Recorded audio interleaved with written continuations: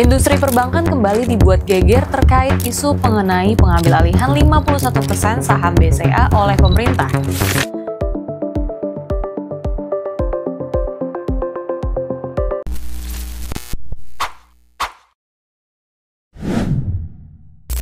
Awalnya, ini merupakan usulan yang dituliskan Sasmito Hadinegoro, Ketua Lembaga Penyelidikan Ekonomi dan Keuangan yang dimuat di sebuah media online, yaitu sebagai salah satu cara untuk mengisi kas Danantara.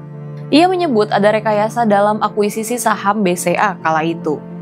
Usulan tersebut kemudian ditanggapi oleh Ahmad Iman Syukri, Ketua Bidang Komunikasi dan Informasi Teknologi DPP Partai Kebangkitan Bangsa.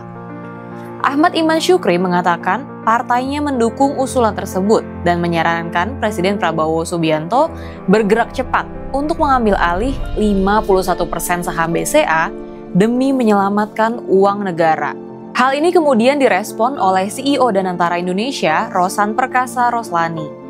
Dengan tegas, Rosan membantah rumor tersebut dan mengatakan kalau Danantara tidak memiliki rencana untuk mengakuisisi saham mayoritas BCA. Akhirnya, manajemen BCA pun memberikan klarifikasi. Melalui korporat sekretari BCA, Iketut Alam Wangsa Wijaya, BCA menegaskan bahwa dugaan rekayasa dalam akuisisi 51% saham perseroan pada era Presiden Megawati Soekarno Putri tidaklah benar. Harga saham perseroan seperti diketahui terbentuk lewat mekanisme pasar sejak melantai di bursa pada tahun 2000. Pada saat private placement strategis dilakukan, nilai pasar BCA berdasarkan harga saham rata-rata di Bursa Efek Indonesia tercatat sekitar 10 triliun rupiah. Dengan demikian, nilai akuisisi 51% saham merupakan cerminan dari kondisi pasar saat itu. BCA juga menegaskan bahwa angka 117 triliun adalah total aset, bukan valuasi pasar. Menanggapi hal ini, Eko B. Supriyanto, Chairman Infobank Media Group menilai, pengambil alihan paksa 51% saham BCA justru bisa mengancam kepercayaan fondasi paling vital sistem keuangan Indonesia. Pasalnya, BCA adalah simbol tata kelola bank modern dengan kapitalisasi mencapai 1.193 triliun pada 2024 atau tertinggi di ASEAN. Seperti diketahui, proses penyelesaian bantuan likuiditas Bank Indonesia atau BLBI dan divestasi BCA juga telah selesai secara hukum. Nah, lalu bagaimana jika dilihat dari sisi hukum? Pemerhati ekonomi dan perbankan AY Eka Putra menjelaskan, dalam rezim hukum private maupun hukum publik, dari sisi hukum private, negara atau pihak manapun tidak dapat memaksa pemegang saham untuk menjual kecuali melalui mekanisme hukum yang jelas, yakni konsinyasi, putusan pengadilan, berkekuatan hukum tetap, atau ketentuan dalam akuisisi yang disetujui oleh RUPS dan otoritas. Namun Eka Putra menilai intervensi publik tidak boleh dilakukan dengan cara meniadakan rule of law.